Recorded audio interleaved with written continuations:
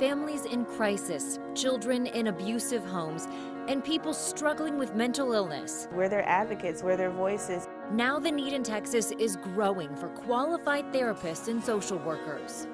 KXAN has discovered hundreds of capable people, trained and qualified, cannot start working to fill that need. All because our state government is so far behind getting them a license to work. And as KXAN investigator Jody Barr reports, when lawmakers tried to make changes to fix the problem last year, they couldn't get it done.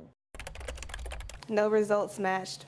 It's not there. Deanna Dotson's waited. So I've just been calling and sending them emails. And waited. Right now it's showing there's nothing. For 6 months, she's tried to get a single piece of paper from the state's social worker licensing office. And 6 months in. Well, I was hoping it's going to be a quick process, but unfortunately, I'm just twirling my thumbs and waiting. Dotson holds a master's in social work. She applied to the Texas Health and Human Services Commission for her license in November, and still nothing. And I called them in December just to follow up and check on it, and they told me they didn't receive my application, so I had to resend it. So had you not called, you could have been sitting here today with no movement. Dotson's story is a familiar one for social worker and therapist graduates in Texas, and lots of them. Records show in the last 5 years, nearly 5,500 license applications in a pending status.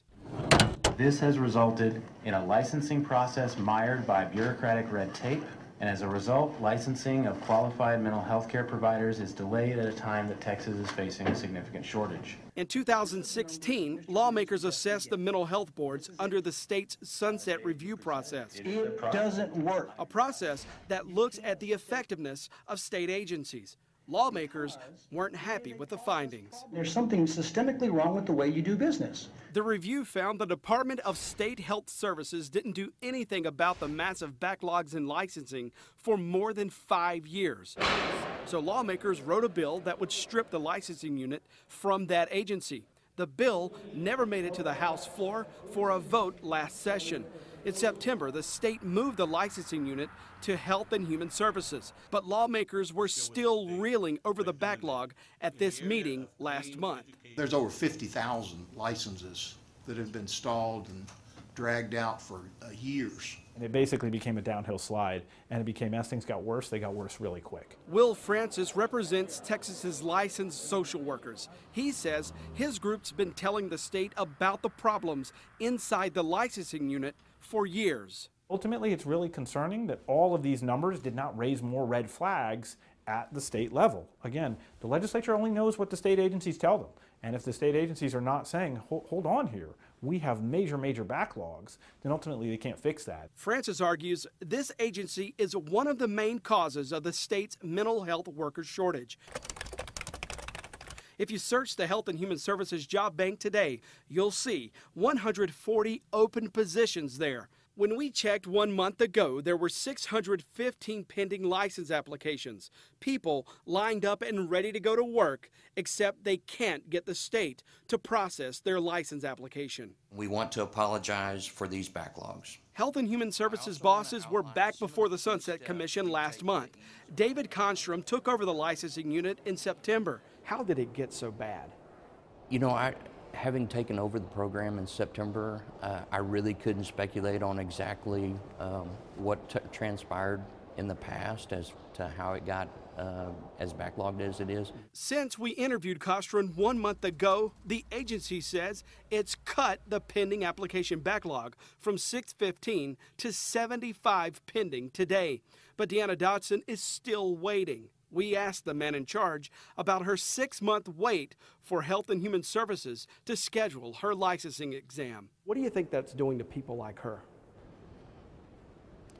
You know, that's unfortunate that she had to wait that long, and my apologies directly to her, but we're working to minimize that so that future applicants that submit their applications don't go through that same experience.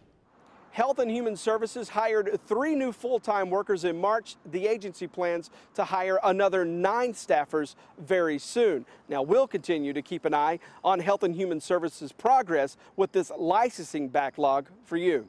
From the Capitol, I'm Jody Barr. Back to you. Jody, thank you. HHSC is also blamed for failing to hire enough people to investigate ethics complaints against Texas social workers and therapists.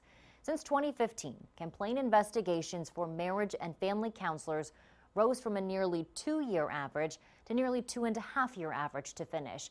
It takes HHSC nearly 3 years to finish complaint investigations into licensed professional counselors.